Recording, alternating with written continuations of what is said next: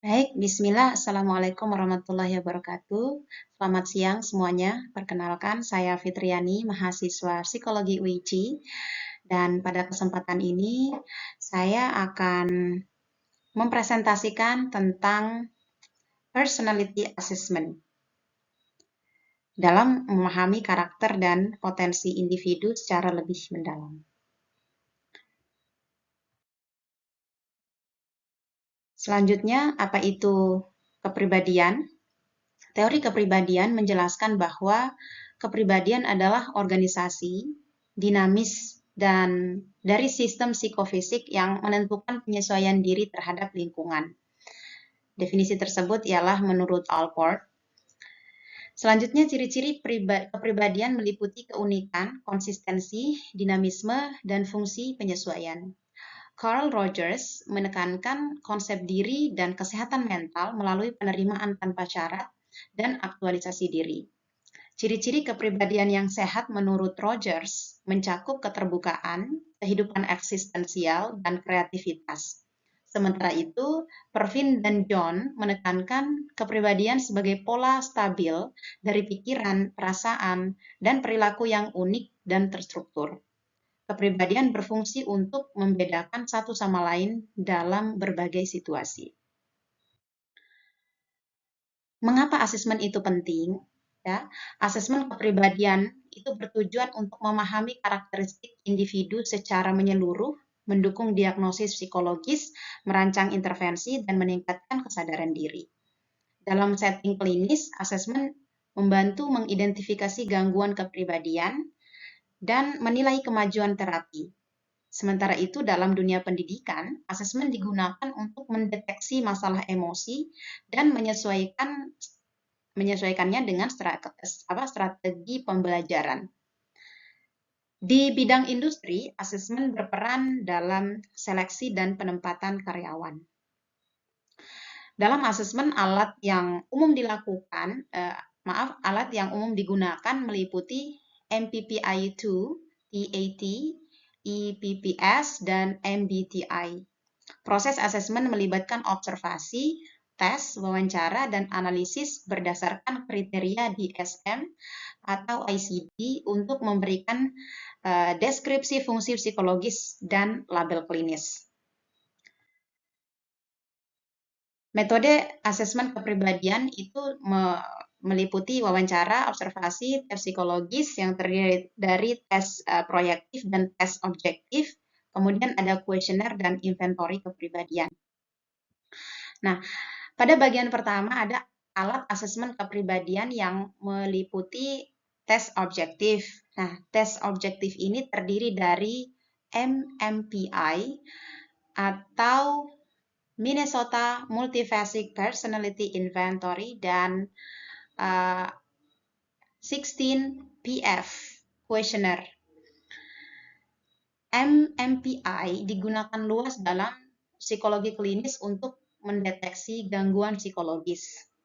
Ia terdiri dari 567 item, itu di MMPI-2, atau 338 item di MMPI-2-RF dengan 10 skala klinis dan beberapa skala validitas. Apa kelebihannya? Ialah ia merupakan alat yang sangat terstandarisasi, namun tes ini panjang dan harus ditafsirkan oleh psikolog dengan lebih sederhana. Sementara itu, 16 Personality Factor Questionnaire dikembangkan oleh Kettle untuk mengukur 16 faktor kepribadian primer yang dikelompokkan menjadi 5 faktor global. Ya, mirip dengan Big Five lah.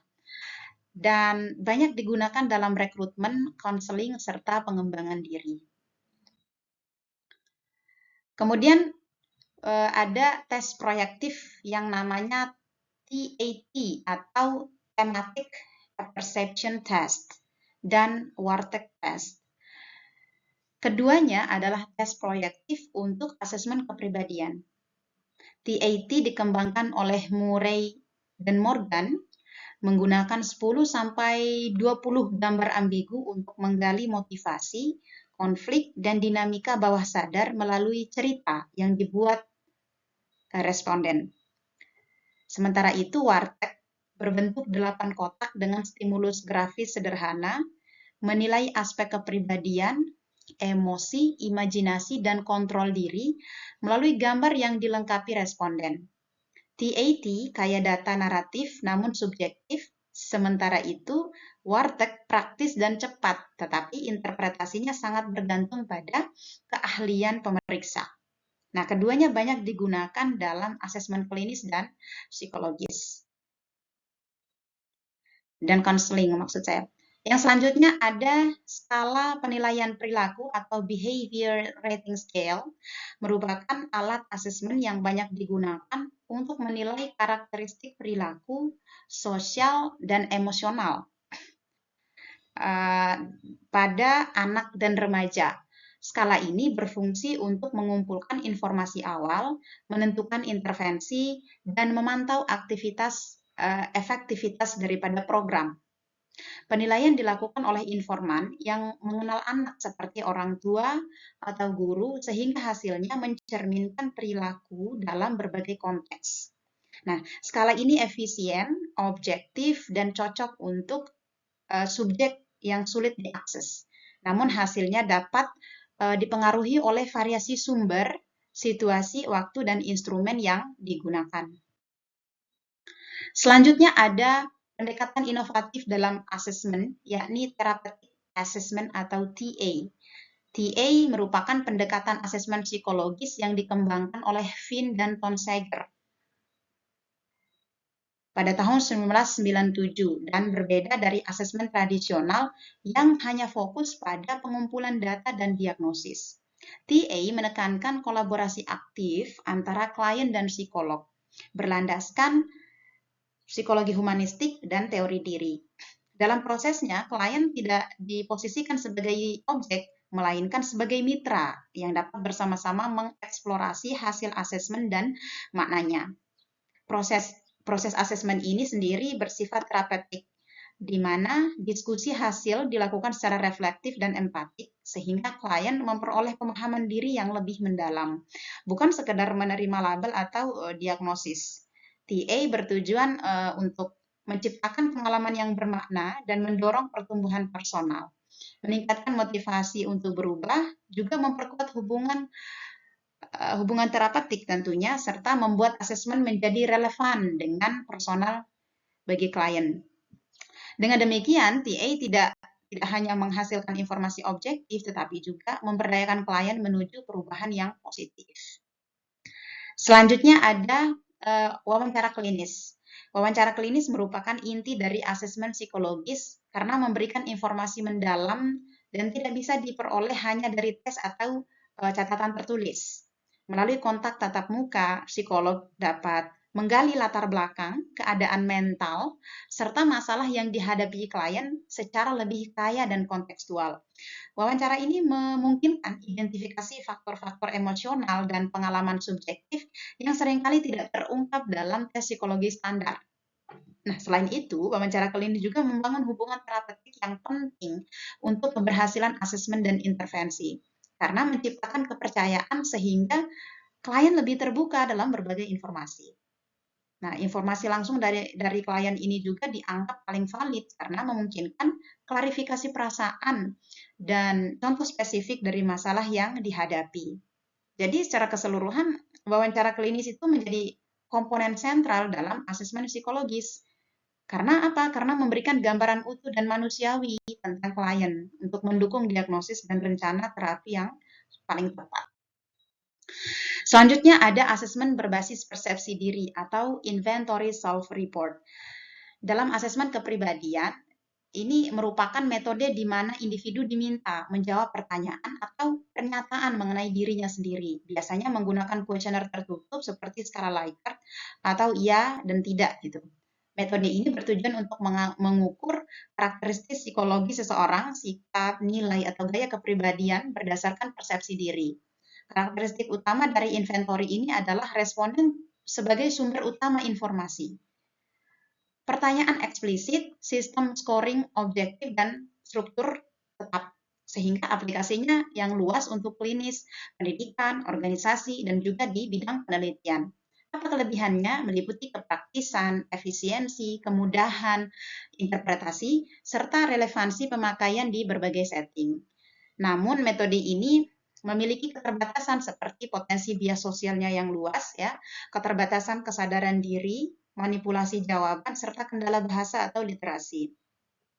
Jadi ada beberapa contoh inventory populer antara lain MBTI, NeoPIR, EPQ, DISC, Holland's Riasek, BDI, dan GAD7 atau PHQ-9 dengan kegunaan di bidang klinis, bidang karir, hingga penelitian tadi.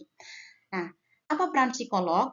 Peran psikolog di situ mencakup pemilihan instrumen, interpretasi hasil, penjelasan keterbatasan, serta pemberian umpan balik yang profesional. Inventory ini dipakai dalam psikodiagnostik klinis, asesmen karir, rekrutmen riset, sampai kepada evaluasi perkembangan kepribadian dalam terapi.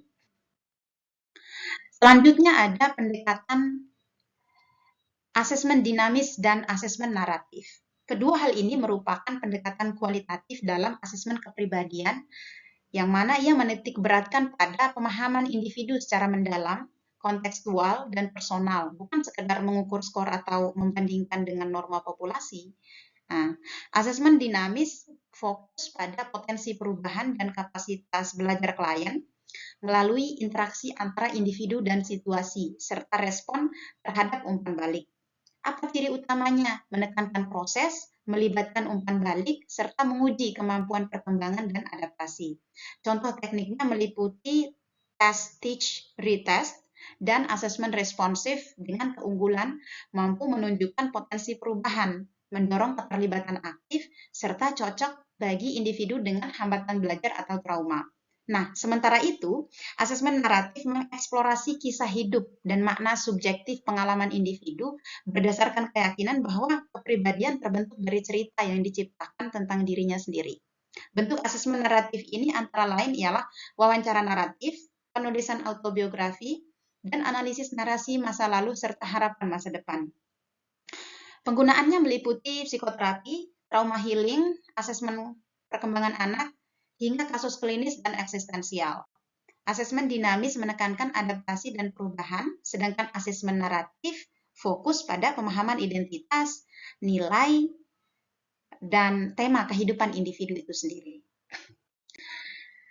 Selanjutnya ada Myers-Briggs Type Indicator atau MBTI, yang merupakan instrumen self-report terstruktur yang digunakan untuk mengasesmen kepribadian berdasarkan 4 dimensi preferensi psikologis, yaitu extraversion, introversion, ya, extrovert dan introvert, sensation, intuition, kemudian thinking, feeling, dan judging, perceiving. Tes MBTI dikembangkan oleh Isabel Briggs Myers dan Catherine Cook Briggs dengan landasan teori dari Carl Jung. MBTI memiliki 2 versi. Form F itu terdiri dari 166 item dan Form G terdiri dari 126 item, di mana Form F yaitu yang paling umum digunakan. Jadi setiap kombinasi dimensi berbentuk 16 tipe kepribadian. Misalnya ISTJ itu the inspector, kemudian ENFP itu the inspire, dan ENTJ the commander, dan masing-masing karakter khas seperti itu dicirikan seperti mereka itu teliti, kreatif, karismatik gitu ya. Nah, MBTI banyak dipakai dalam bimbingan karir, pengembangan diri, konseling, pelatihan kerja, pengembangan tim, serta untuk meningkatkan pemahaman dinamika interpersonal. Apa kelebihan MBTI ini? Terletak pada kemudahan pemahaman dan penerapan, serta kemampuannya meningkatkan self-awareness. Namun MBTI tidak dirancang untuk mendiagnosis klinis dan kerap dikritik karena validitas dan reliabilitas jangka panjangnya serta kelompokan pengelompokan kepribadian yang terlalu dikotomis. Namun secara etis MBTI dianjurkan hanya digunakan oleh profesional terlatih dan hasilnya dipergunakan sebagai alat eksplorasi, bukan label kepribadian tetap. Gitu. Selanjutnya ada DISC. Ini adalah model asesmen kepribadian yang mengelompokkan perilaku manusia ke dalam empat dimensi. Yang pertama adalah dominance, kemudian influence, kemudian ada steadiness, dan ada conscientiousness. Model ini pertama kali dikembangkan oleh William Moulton Marston pada tahun 1928. DISC tidak menilai kemampuan atau intelijensi, melainkan mengukur gaya perilaku dan komunikasi seseorang, terutama dalam konteks sosial dan pekerjaan. 4 dimensi DISC meliputi tadi dominance, dia fokusnya pada hasil, kontrol, dan tantangan. Individu dengan tipe ini cenderung tegas, berani, kompetitif, dan suka memimpin, serta termotivasi untuk menyelesaikan tugas dengan cepat dan efisien. Apa kelebihannya? Dia berorientasi pada tujuan dan cepat dalam mengambil keputusan. Namun, potensi tantangannya bisa terlalu agresif dan kurang empati. Dimensi yang selanjutnya adalah influence. Ini fokus pada interaksi sosial, persuasi, dan popularitas. Ciri-cirinya ramah, ya, antusias, ekspresif, dan komunikatif dengan motivasi untuk dikenal dan disukai oleh orang lain. Kelebihannya itu menginspirasi dan membangun hubungan dengan cepat, namun berpotensi kurang detail dan mudah kehilangan fokus. Selanjutnya adalah steadiness, fokus pada harmoni, konsistensi, dan kerjasama. Individu seperti ini dia cenderung sabar, ya, pendengar yang baik, dan dapat diandalkan serta termotivasi oleh stabilitas, keamanan, dan hubungan jangka panjang. Apa kelebihan dia? Dia loyal, suportif, dan sabar. Namun sulit menghadapi perubahan yang cenderung cepat dan menahan konflik. Gitu ya. Kemudian yang terakhir adalah conscientiousness, berfokus pada akurasi, kualitas, dan aturan. Tipe ini cenderung perfeksionis dia, analitis, serta hati-hati dan sistematis, dengan motivasi pada standar tinggi dan ketepatan. Apa kelebihannya? Dia teliti, objektif, menghasilkan kualitas tinggi, namun potensi tantangannya itu terlalu kritis dan lamban dalam pengambilan keputusan. Nah, kelebihan DISC meliputi kepraktisan, fokus pada perilaku yang tampak, aplikatif dalam dunia kerja dan organisasi, serta meningkatkan kesadaran diri dan komunikasi interpersonal. Namun DISC memiliki keterbatasan karena tidak dirancang untuk diagnosis klinis, tidak mengukur motivasi internal secara mendalam, dan memerlukan penafsiran yang mendalam oleh profesional untuk hasil yang lebih optimal.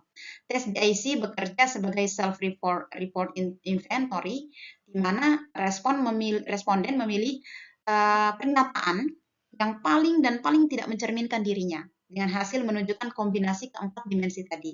Aplikasi DISC sangat luas, termasuk dalam human resource dan recruitment, bimbingan karir, tim dan kepemimpinan, pendidikan, serta coaching dan counseling. Selanjutnya ada, sudah kesimpulan. Kesimpulan, jadi kenapa asesmen kepribadian ini penting?